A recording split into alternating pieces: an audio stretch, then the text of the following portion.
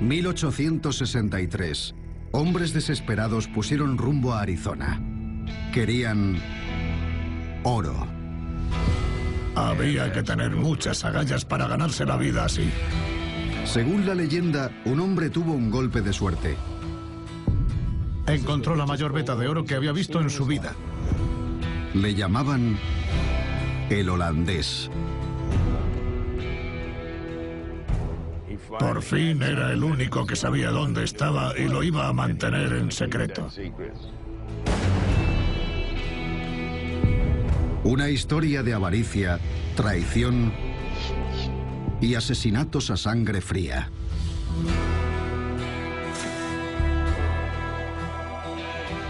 Cuando hay oro de por medio, la gente miente. Dicen que al morir se llevó la ubicación de la mina con él a la tumba.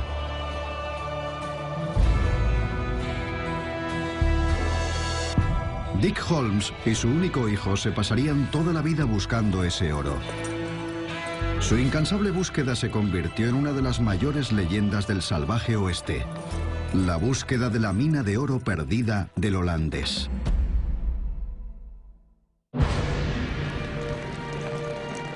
La historia empieza una borrascosa noche de 1884. Dick Holmes, de 19 años, compartía su fogata con un anciano vagabundo. Dick Holmes y su padre tenían un rancho en un lugar llamado Cuenca Sangrienta. Un día, cuando su padre no estaba y Dick estaba al cargo, apareció un hombre llamado John Pepys que le pidió refugio apelando a su hospitalidad. Lo que pasaría entre ellos definiría el resto de la vida de Dick.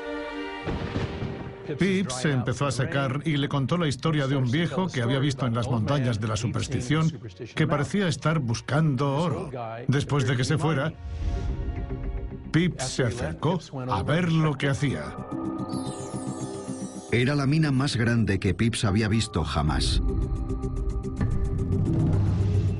Le contó a Dick que en ella había vetas de oro de más de 45 centímetros de ancho.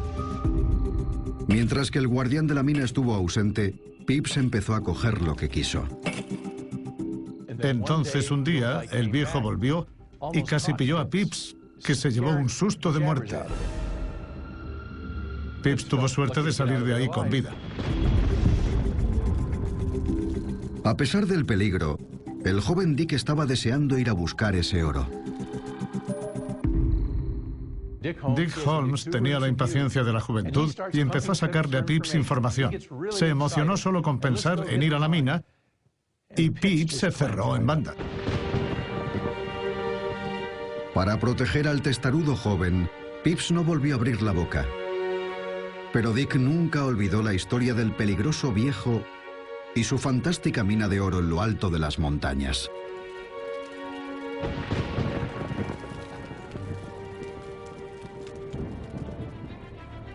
Dick Holmes nació en Arizona en 1865, cuando el oeste era más salvaje. Creció cerca de un asentamiento pequeño, pero de rápido crecimiento, llamado Phoenix. Cuando cumplió 5 o 6 años, la ciudad estaba llena de mineros, soldados y guerreros indios. Era la época de las guerras indias, así que Dick no creció durante una época fácil. Durante la fiebre del oro de 1863, muchos buscadores fueron a Arizona. Algunos se hicieron ricos, pero otros se equivocaron al ir a las tierras de los temibles apaches, liderados por el legendario Jerónimo. Podían sufrir los ataques de los indios y una de las zonas más peligrosas era a los pies de las montañas de la superstición, no en las propias montañas, porque como había que atravesar el desierto, los apaches podían atacar desde las montañas. En 1875, con tan solo 10 años, Dick Holmes se alistó para luchar contra los apaches. El joven se encargaba de llevar suministros a los puestos de avanzada del ejército. Luego se alistó como explorador de la caballería y luchó con honor en escaramuzas como la batalla de Cane Springs. cualquiera que estaba por allí en aquella época tenía agallas. No era para pusilánimes, digámoslo así.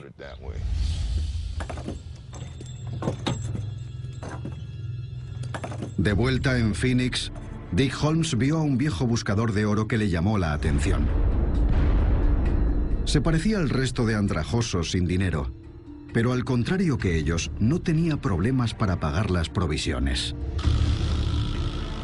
Dick investigó con discreción y descubrió que ese hombre se llamaba Jacob Waltz, pero se hacía llamar el holandés. Según contaban, siempre pagaba sus deudas y lo hacía con mena de oro. Y si alguien pagaba con oro en una ciudad pequeña, ya sabéis cómo es eso, se enteraba todo el mundo. Cuando los dependientes de la tienda examinaron la mena de oro, se sorprendieron al comprobar que era puro al 30%. Si tienes una piedra del tamaño de mi puño, que es cuarzo y un 30% es oro, es una gran proporción. El dueño de la tienda lo vio y el resto de clientes también. Lo había visto media docena de personas en una pequeña ciudad. ¿Cómo iban a mantenerlo en secreto? Hay cientos de historias sobre cómo despilfarraba el dinero, que era un borracho y gastaba sin parar, pero yo no me lo creo. Llevaba una vida muy frugal. Dick no se dejó engañar por la apariencia desarrapada del viejo. Estaba seguro de que se había hecho rico y recordó la historia que había oído junto a la hoguera. Pips le había hablado de un viejo de las montañas que custodiaba celosamente una mina repleta de vetas de oro. Dick pensó que Jacob Waltz tenía que ser aquel viejo y violento minero. Holmes llegó a la conclusión de que todo cuadraba. Tenía que ser el viejo holandés. Waltz tenía la costumbre de abandonar la ciudad largas temporadas durante el invierno. Nadie sabía dónde iba y, según los rumores, no era buena idea intentar seguir al viejo.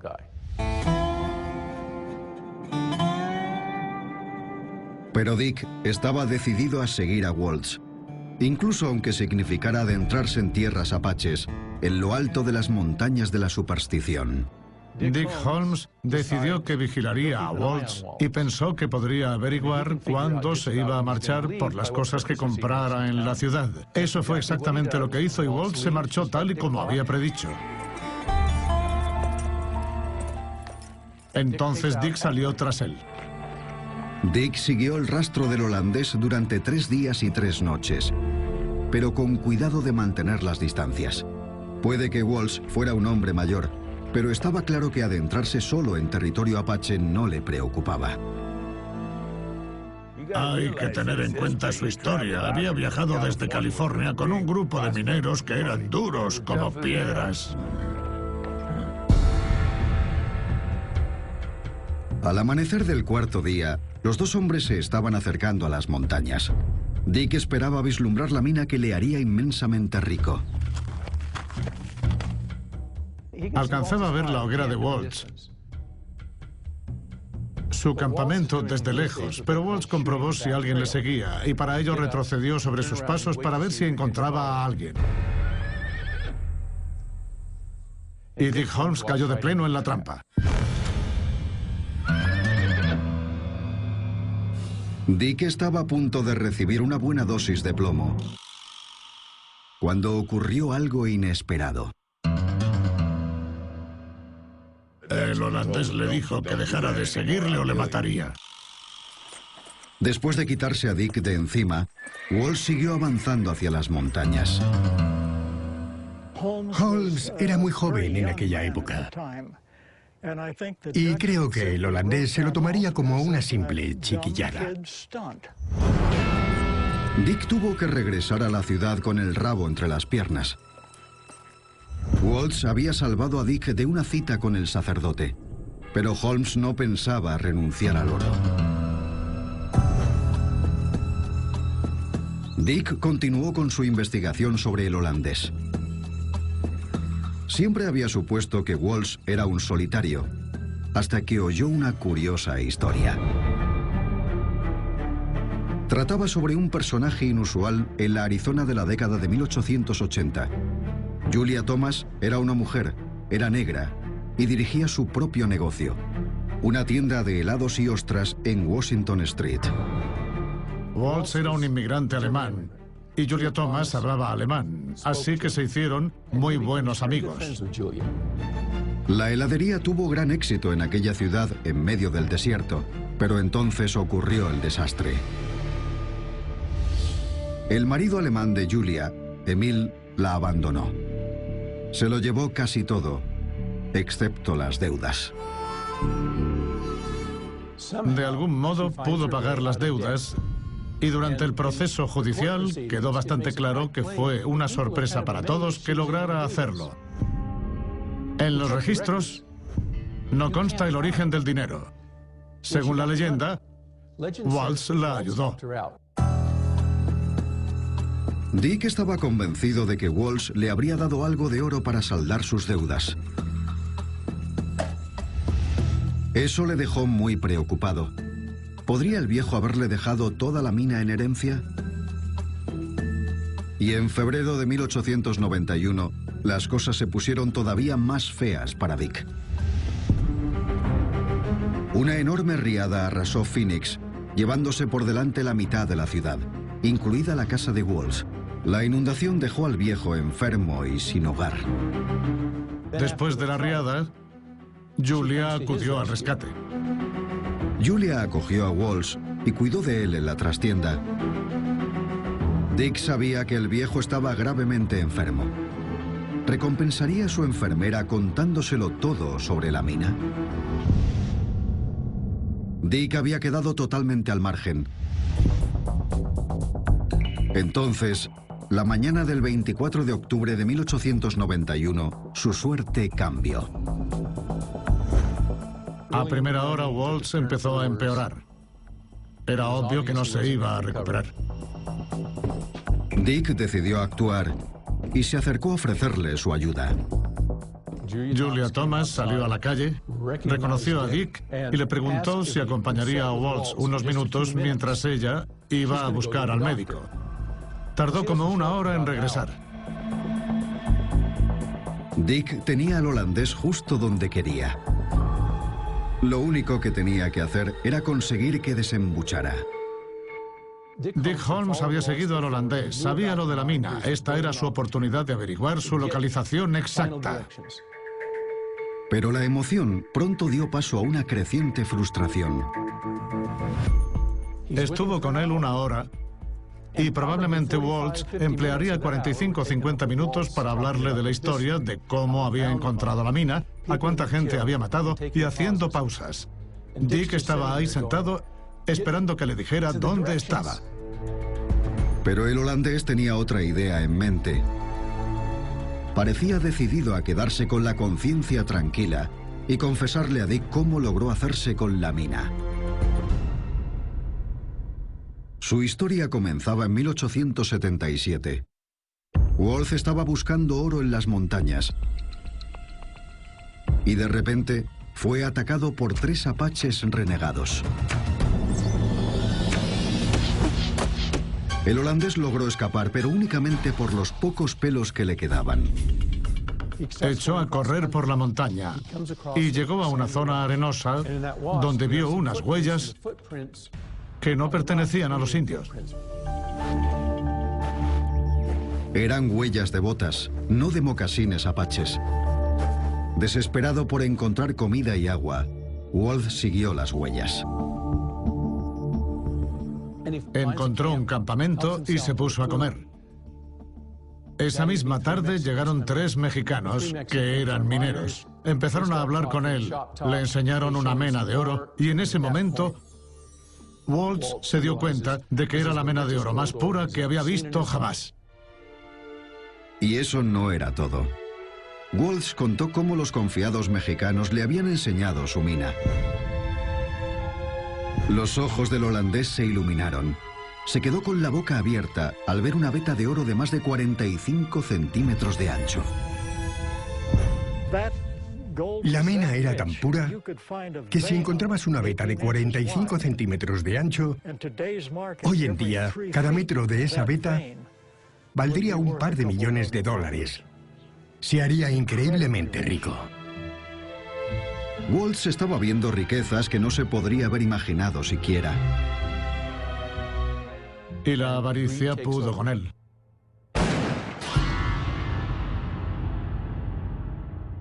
Por fin era el único que sabía dónde estaba y lo iba a mantener en secreto. Waltz trabajó en la mina el invierno entero. Al final se vio obligado a ir a buscar provisiones a la ciudad. Pero entonces, el holandés oyó una noticia alarmante.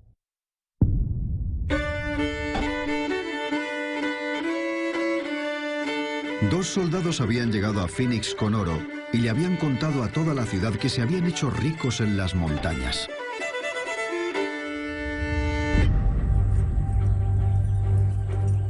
Waltz volvió rápidamente a las supersticiones. Enseguida encontró a uno de los soldados dirigiéndose a lo que el holandés ya consideraba su mina.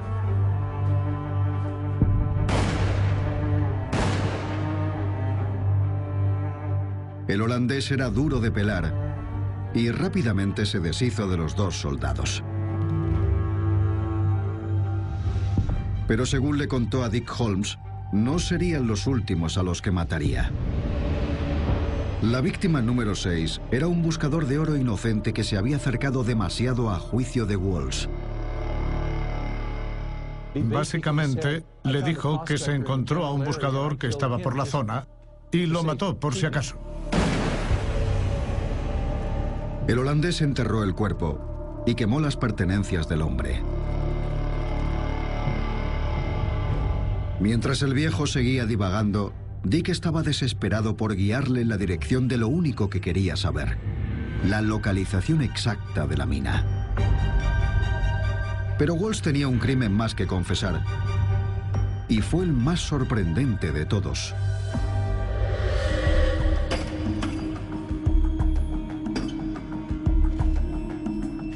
Como su mina estaba atrayendo tanta atención, Waltz pasaba más tiempo protegiendo su oro que explotándola.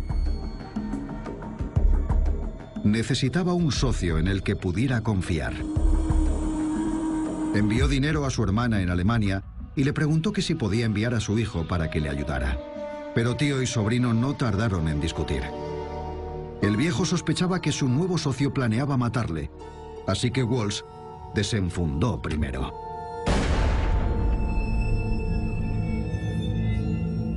Ató una cadena al cuello y arrastró el cuerpo hasta una zona arenosa del sitio llamado Agua Escondida.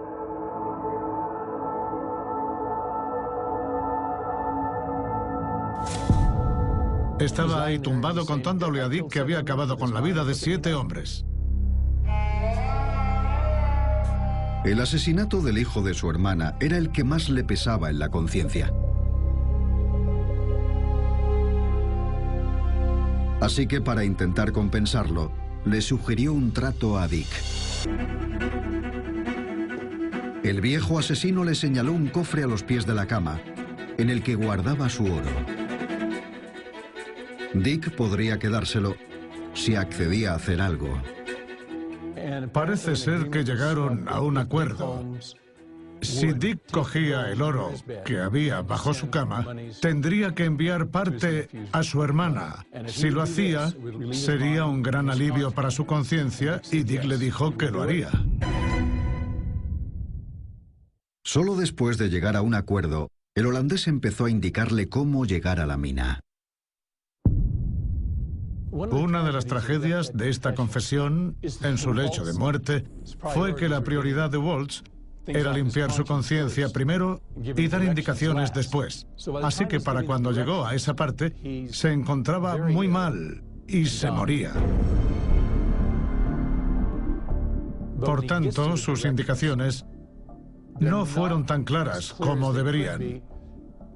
Cuando acabó, solo quedaba tiempo para un par de preguntas.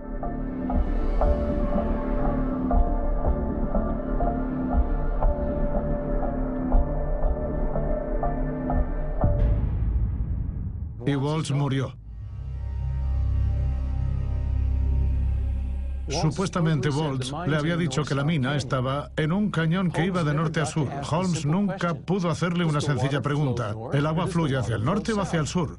Con esa sencilla pregunta habría eliminado el 50% de los cañones. Dick no tuvo oportunidad de preguntárselo porque Walsh murió.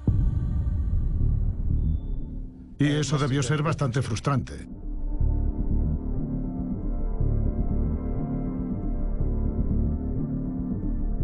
Esta confusión sobre las indicaciones atormentaría a Dick más adelante. Pero por el momento creyó que sabía lo que necesitaba y tenía un cofre lleno de mena de oro. Se desató el caos entre Dick y Julia, y el asunto sigue siendo fuente de polémica incluso hoy en día. Cuando murió, tenía como 22 kilos de mena de oro bajo su cama, bien a la vista, y cuando murió, Dick Holmes se lo llevó. Estoy convencido de que el holandés le dio el oro a Dick Holmes con una condición, y que confiaba que cuando por fin encontrara la mina, haría lo correcto. Creo que se lo robó mientras moría. Cuando hay oro de por medio, la gente miente. Según algunos, Dick Holmes era un mentiroso, un aprovechado y un ladrón. En mi opinión no lo era. Era un hombre muy honorable. Nadie sabe si Dick llegó a mandar algo de dinero a Alemania, pero su mujer Aida estaba embarazada y parece que los recién casados no repararon en gastos. La historia de que Dick Holmes se llevó el oro de debajo de la cama parece tener fundamento porque 18 meses después, si compruebas los impuestos que pagaba Dick Holmes, su estilo de vida había cambiado: carromato nuevo, casa nueva, rancho, etc. El oro del holandés se vendió por $480. El oro estaba a $27.77 la onza. Hoy en día habría valido varios cientos de miles de dólares. Era una pequeña fortuna, la verdad. Julia estaba furiosa y decidió vengarse. Se empeñó en encontrar la mina del holandés y el resto del oro antes que Dick. Vendió su negocio y pronto se corrió la voz de que planeaba un viaje a las montañas. Así que había dos campamentos, el de Dick Holmes y el de Julia Thomas. Pero Julia no conocía el terreno tan bien como Dick. Eligió la peor época del año para comenzar el viaje. En pleno verano las temperaturas en las montañas casi alcanzaban los 50 grados centígrados. Las montañas de la superstición ocupan una superficie de 1 millón de kilómetros cuadrados, que en su mayoría es terreno yermo y árido, en el que la muerte sorprende con facilidad a los que no están preparados.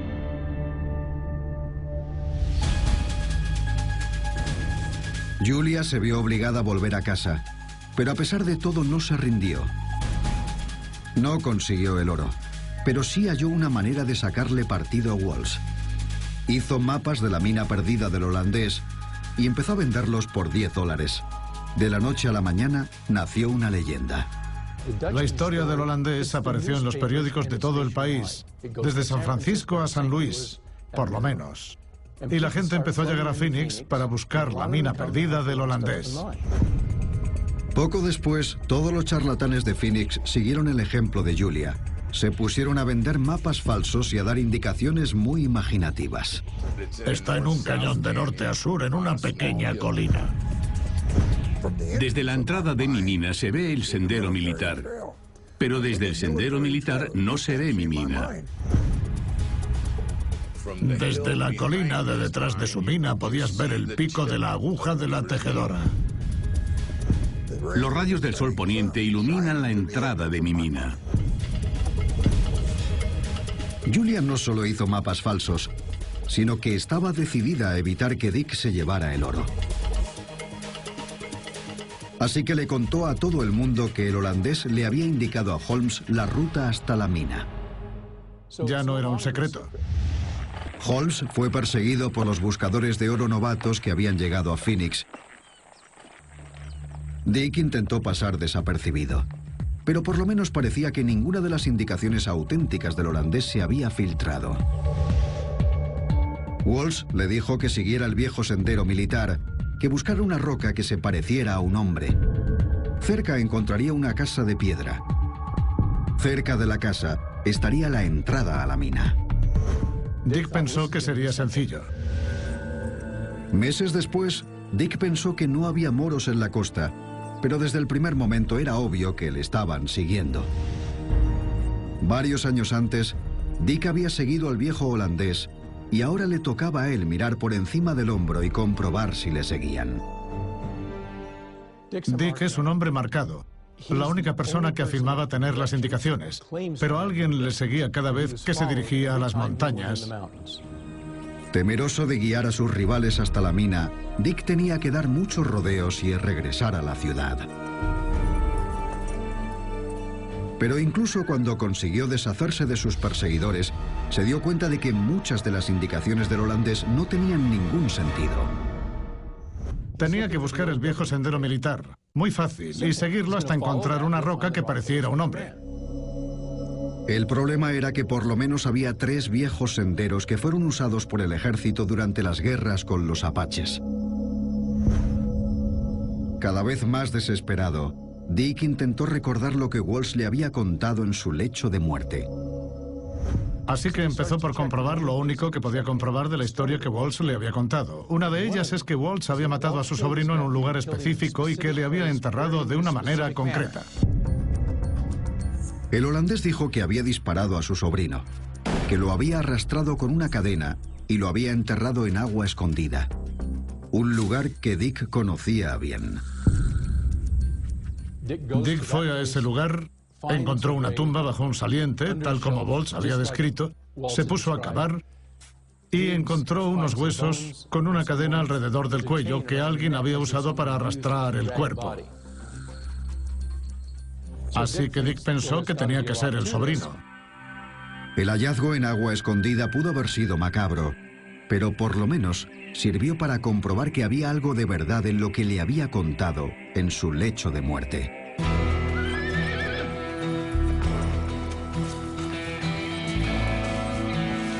Dick volvió a la caza con vigor renovado. Su nuevo objetivo era encontrar la pista principal, la roca que parecía un hombre. Que una roca se parezca a un hombre depende de los ojos del que mira. Si intentas encontrar una roca en concreto que parezca un hombre, puede ser imposible encontrarla o puedes ir por un cañón y ver 3 diferentes, pero eso no significa que sea esta roca en concreto. Si vas a las supersticiones, probablemente haya 1000 sitios con rocas que parezcan hombres. A Dick también le había llamado la atención otra cosa que Jacob Walsh le dijo en su lecho de muerte.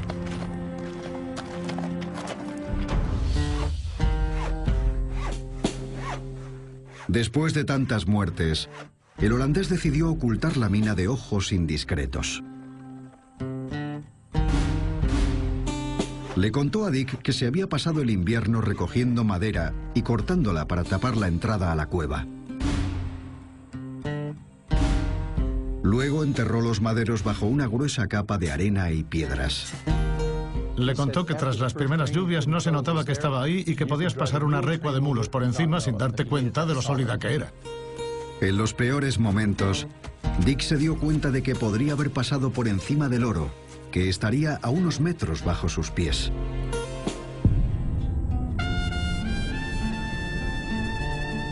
Dick acabó pasando 14 largos años buscando la mina en solitario.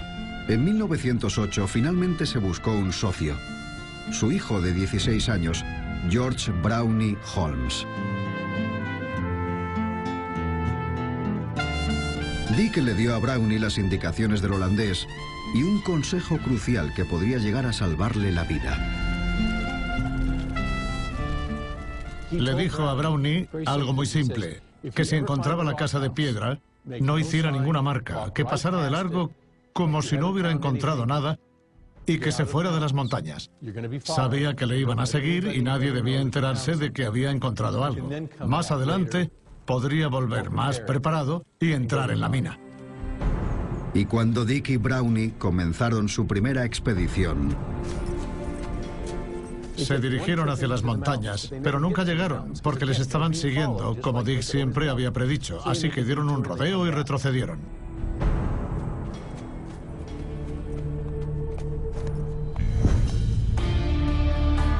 Ese sería el único viaje que realizarían juntos.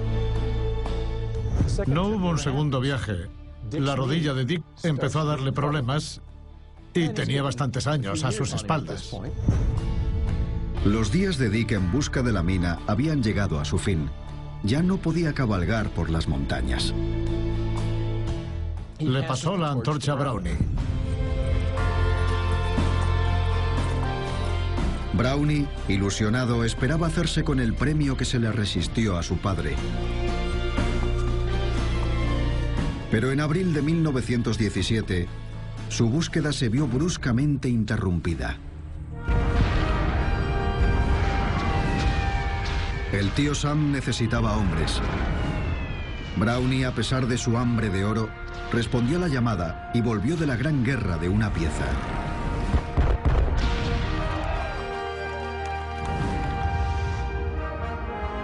A su regreso, Brownie solo tenía una cosa en mente.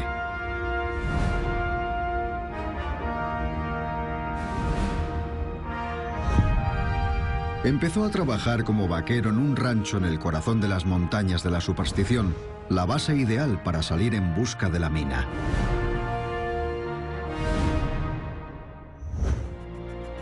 Pero Brownie pronto descubrió que se había unido a una banda de vaqueros que estaban tan obsesionados como él por encontrar el oro. Brownie había vuelto de Francia a un mundo diferente y, al contrario que su padre, no se enfrentaba a unos novatos cazatesoros. Los vaqueros del rancho eran hombres muy duros y conocían las montañas igual de bien, si no mejor que él. Dudo que hubiera algún vaquero por aquella zona que no hubiera oído la historia, que le hubiera interesado y que por tanto no fuera por las montañas con los ojos bien abiertos. Además, los trabajadores del rancho tenían un método de trabajo muy distinto. No acumulaban celosamente la información, sino que la intercambiaban. Usaban cualquier dato o pista que hubieran recopilado como moneda de cambio. Esperaban que al poner en común su conocimiento, pudieran hacerse con el gran premio. Así era como funcionaba el tema de la mina del holandés. Tú tienes cierta información y yo también. Si tú eres amable conmigo, yo lo seré contigo y los dos esperamos conseguir del otro más de lo que damos. Los vaqueros sabían que Brownie era el hijo de Dick Holmes y lo que eso significaba. Brownie conocía las indicaciones del holandés. La gente le pedía ayuda, una pista, alguna indicación, pero Brownie era bastante reservado. Brownie estaba desesperado por encontrar la roca que parecía un hombre. Y con la aprobación de su padre, dio algunas pistas por el rancho. Pensaron que si daban algunas pistas, podrían comprobar si alguien había encontrado las señales que ellos no habían podido encontrar. Un vaquero mordió el anzuelo y le contó a Brownie que había visto la roca que parecía un hombre. Le podía decir exactamente dónde estaba, pero primero quería algo de información a cambio. Pero ellos no querían contar tanto como para que pudieran encontrar la mina sin ellos. Brownie se calló y no le dio ninguna pista. Si el vaquero la había encontrado, Brownie razonó que él también podría hacerlo. Pero según la leyenda, el vaquero traicionado obtuvo su venganza. Con una palanca tiró la roca por un precipicio. Es imposible saber si esta es una historia más de las que rodean la historia del holandés.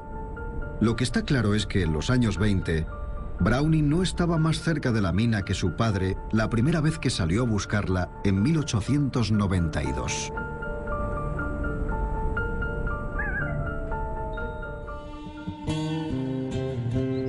El holandés llevaba más de 40 años muerto.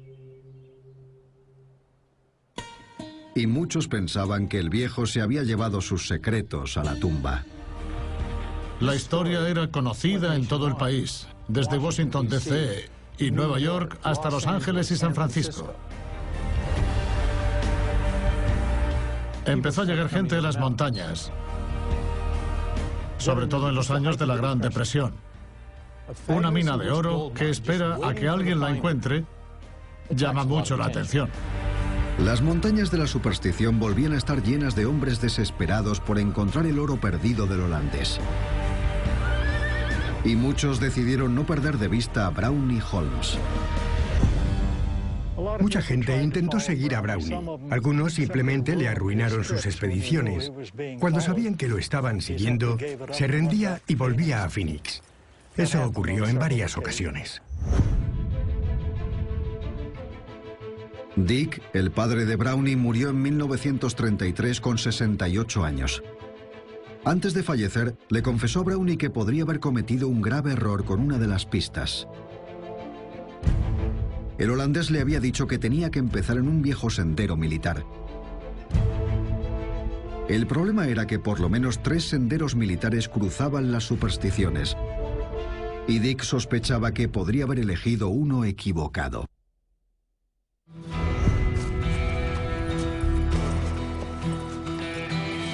Por fin los largos años de fracaso de Dick parecían tener un motivo, y Brownie probó con un nuevo sendero. Poco tiempo después encontró algo directamente relacionado con la confesión de Jacob Walsh en su lecho de muerte. Brownie estaba buscando el nuevo sendero cuando se dio cuenta de que el viento había arrastrado la arena, dejando al descubierto unos harapos quemados. Brownie recordó una vieja historia que le había contado su padre. ¿Podrían ser esos los restos de la ropa del buscador de oro muerto? Walsh dijo que había quemado su ropa. ¿Y si era esta, podría significar eso que la mina estaba cerca?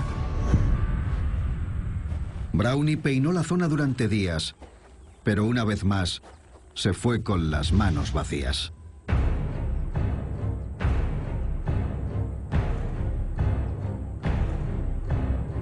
En el nuevo sendero, Brownie encontró unos maderos muy por encima de la línea de los árboles. ¿Podrían ser los restos de los que había usado Walsh para ocultar la entrada a la mina? No muy lejos se encontró con las ruinas de una vieja arrastra, un antiguo artilugio que se usaba para machacar la mena de oro. ¿Podrían haberla usado los mineros mexicanos que Walsh había asesinado brutalmente? Puede que fueran hallazgos inconcluyentes, pero le dieron a Brownie la confianza suficiente para pensar que se estaba acercando a la mina. Y un día, en 1945, se produjo una tragedia. El caballo de Brownie se encabritó de repente y se le cayó encima, rompiéndole un pie. Su caballo había acabado con la búsqueda de la mina en un instante. Aunque Brownie no pudo volver a montar a caballo por las montañas, seguía queriendo el oro. Para hacer realidad su ambición de toda la vida, necesitaba un socio de confianza que saliera y buscara por las supersticiones. Brownie llevaba décadas acostumbrado a que se le acercara gente a molestarle con preguntas sobre la mina, pero conoció a una persona en la que confiaba y que se convirtió en el hijo adoptivo de Brownie en las montañas. Clayton Wurst oyó hablar del holandés por primera vez cuando tenía 6 años y había crecido con la leyenda. Brownie le pasó la antorcha que había recibido de su padre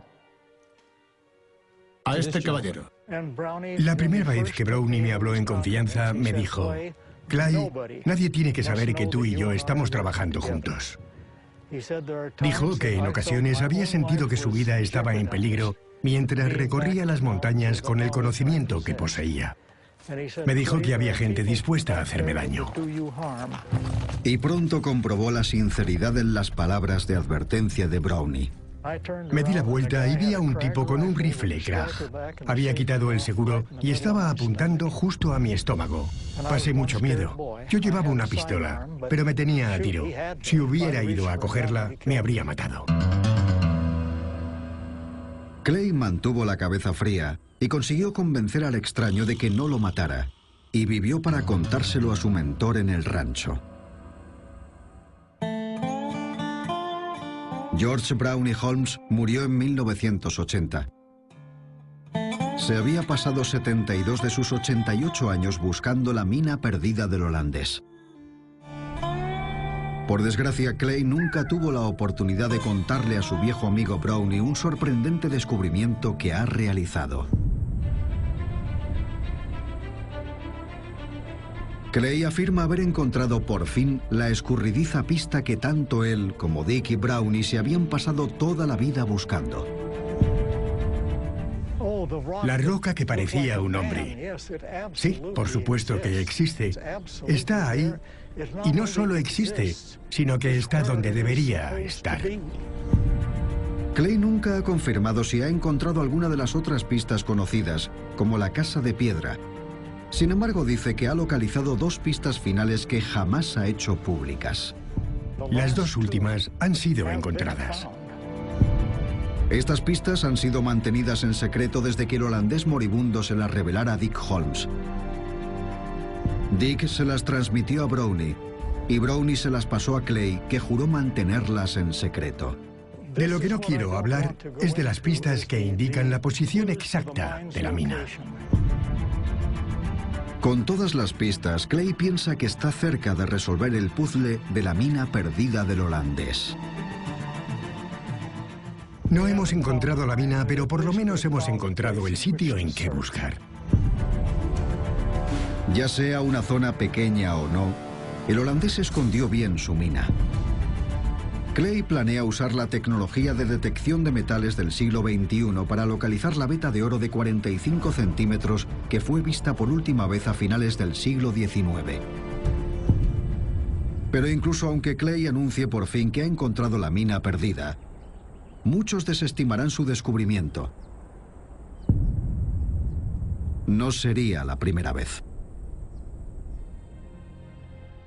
Bueno, probablemente sea la mina perdida que más veces se ha encontrado. Si alguien encontrara la llamada mina perdida del holandés en las supersticiones y le pusiera un letrero con el nombre en luces de neón, aunque el oro brillara en las paredes, no impediría que la gente siguiera buscándola, porque esa no podría ser la mina perdida del holandés. ¿Sabes qué? Digas lo que digas tú, yo o lo que diga cualquiera, seguirán buscando la mina perdida del holandés. Es una leyenda y de eso tratan las leyendas. A finales del siglo XIX, un joven llamado Dick Holmes oyó una historia que le hizo recorrer las montañas en busca de fortuna. Generación tras generación, la gente no ha dejado de ir hasta Arizona para seguir las huellas de Dick Holmes en busca de la mina perdida del holandés. Una de las historias más interesantes del salvaje oeste.